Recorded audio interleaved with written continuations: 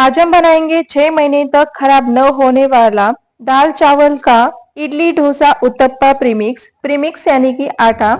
और जिनका इडली डोसा और उत्तप्पा का होटल है वो भी इस प्रीमिक्स को बनाकर रख सकते हैं। एक बार इस प्रीमिक्स को बनाकर रखेंगे तो 6 महीने तक ये प्रीमिक्स बिल्कुल भी खराब नहीं होगा।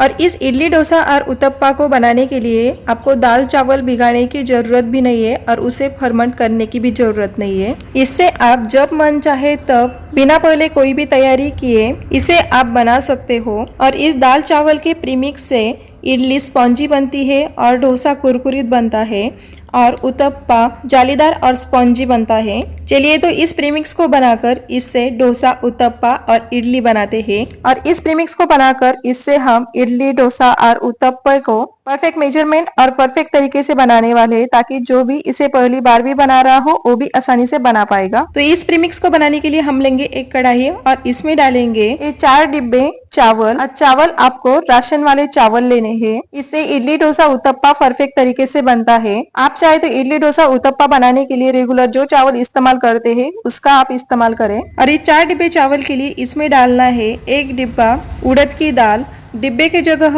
आप किसी भी बर्तन को मेजरमेंट करने के लिए ले सकते हो। मेजरमेंट लेते वक्त आपको सिर्फ इस बात का ध्यान रखना है कि अगर आपने 4 कटोरी चावल लिए है तो इसके लिए आपको 1 कटोरी उड़द दाल लेनी है। और इतने चावल और उड़द दाल के लिए हम लेंगे इसमें 1 चम्मच मेथी दाने। और गैस की फ्लेम ऑन करके उस पर इस कढ़ाई को रख देंगे और इसे 1 मिनट तक हाई फ्लेम पर ऐसे ही हिलाते हुए गर्म कर लेंगे। इससे इस दाल और चावल का पूरा मॉइस्चर निकल जाएगा और प्रीमिक्स 5 से 6 महीने तक बिल्कुल भी खराब नहीं होगा।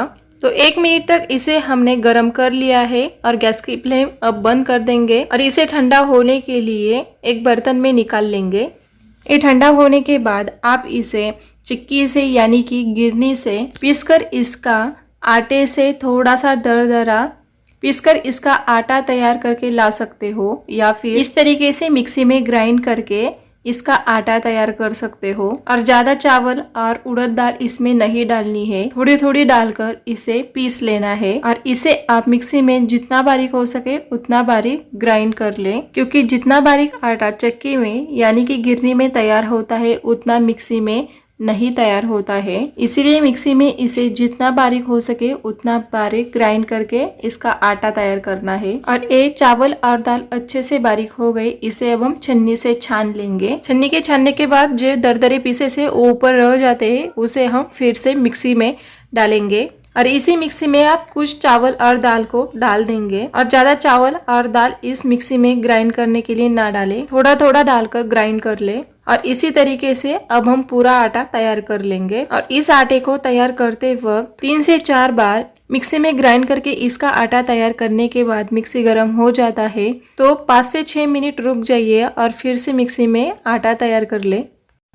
अगर आपका मिक्सर ग्राइंडर अच्छा क्वालिटी का नहीं है, मतलब वो जल्दी गर्म हो जाता है, तो इसे आप ध्यान रखें कि चक्की से यानी कि गिरनी से थोड़ा सा दरदरा आटा पीस कर लाए।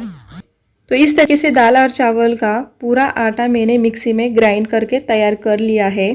और ये देखिए इतना ही दाल और चावल हमारा वेस्ट हुआ है और इसे हम पंछियों को खाने के लिए डाल देंगे। और इसे अब हम एयर टाइट बर्नी में भर लेंगे। ध्यान रखें कि इस प्रीमिक्स को आप किसी भी बर्तन में या फिर बर्नी में भर रहे तो उसे अच्छे से साफ करके सूखा कर ले। वो बिल्कुल भी गीली नहीं होनी चाहिए और उसका ढक्कन अच्छे से पैक हुआ होना चाहिए। तो इस तरीके से हम सभी प्रीमिक्स को बर्नी में भर लेंगे।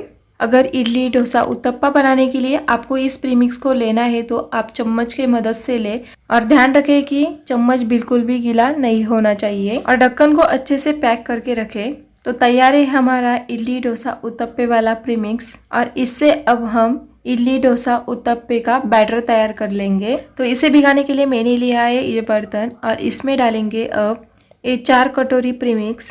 तो ये है 1 प्रीमिक्स 1 बैटर और इससे बनेंगे 3 चीजें, मतलब इडली डोसा और उत्तप्पा।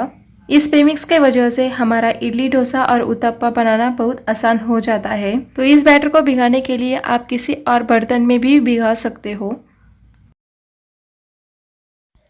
तो अब ये पूरे 4 कटोरी प्रीमिक्स हो गया है। और प्रीमिक्स के बर्तन का ढक्कन देखिए इस तरीके से अच्छे से पैक करके रखना है। तो इस दाल चावल का 4 कटोरी प्रीमिक्स के लिए हम इसमें डालेंगे 4 कटोरी पानी। पहले हम 2 कटोरी पानी डालेंगे और इसे अच्छे से मिक्स कर लेंगे। और इसमें थोड़ा थोड़ा करके ही पानी डालना है ताकि इसमें गुठलियां ना बने।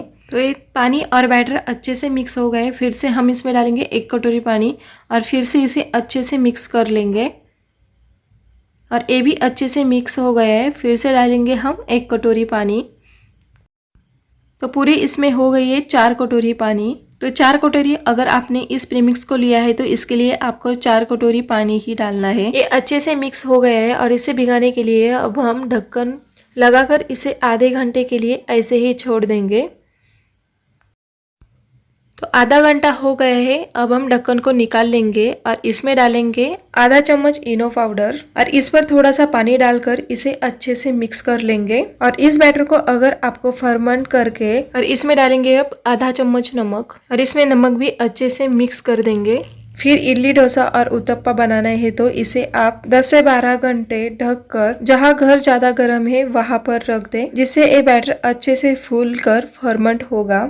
और अगर आपको क्विकली यानी कि जल्दी बनाना है या फिर आपके पास टाइम नहीं है तो आप इस तरीके से बनाइए। तो इडली बनाने के साँचे में अब हम तेल लगा लेंगे और इस बैटर को इन साँचों में डाल देंगे।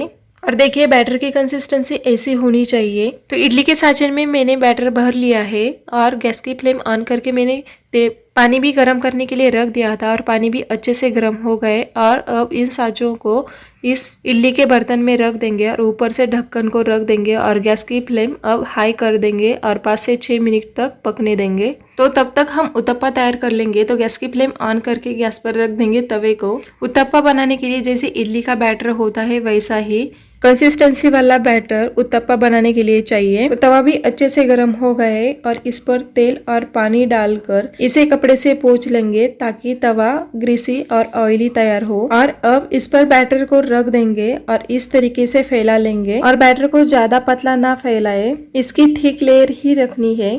इसे अच्छे से फैलाने के बाद इस पर डालेंगे बारीक कटा हुआ प्याज और बारीक कटा हुआ टमाटर और बारीक कटा हुआ हरा धनिया और प्याज लहसुन मसाला और मीट। और इस प्याज और टमाटर को ऐसे इस तरीके से दबा देंगे। फिर से इसके ऊपर डालेंगे 1 चम्मच तेल और इसे एक साइड पकने के बाद इसे हम पलट लेंगे। और ये देखिए ये कितने आसानी से तवे से छूट रहा है।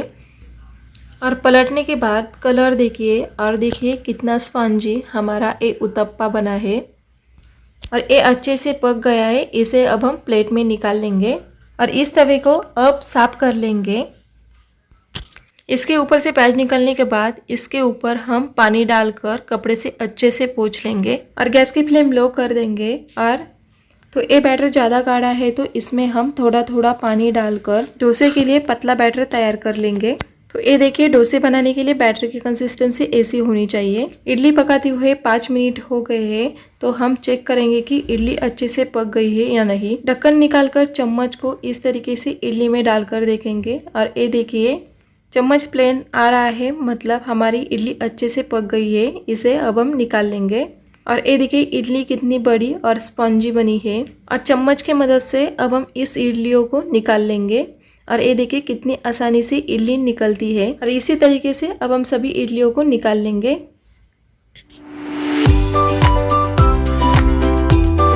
इडली भी बहुत अच्छे तरीके से तैयार हो गए। अब हम डोसे तैयार कर लेंगे।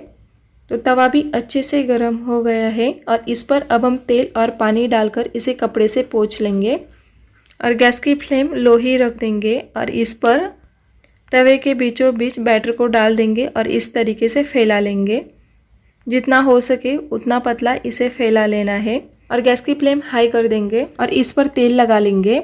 और डोसे को साइड से अच्छे से भुनने के लिए इस तरीके से तवे को एडजस्ट करके डोसे को तो डोसा अच्छे से भुनने के बाद डोसे ने उसकी साइड छोड़ दी है। डोसे का कलर ऐसा हो गया हो तो समझ लेना डोसा हमारे अच्छे से भुन गया है और इसे अब हम सर्व करने के लिए निकाल लेंगे। तो एक ही प्रीमिक्स से और एक ही बैटर से हमारे इडली डोसा उत्तप्पा परफेक्ट मेजरमेंट और परफेक्ट तरीके से तैयार हो गया है। तो डोसा देखिए कितना क्रिस्पी और कुरकुरा बना है और इडली भी देखिए कितनी फूल कर स्पंजी बन गई है।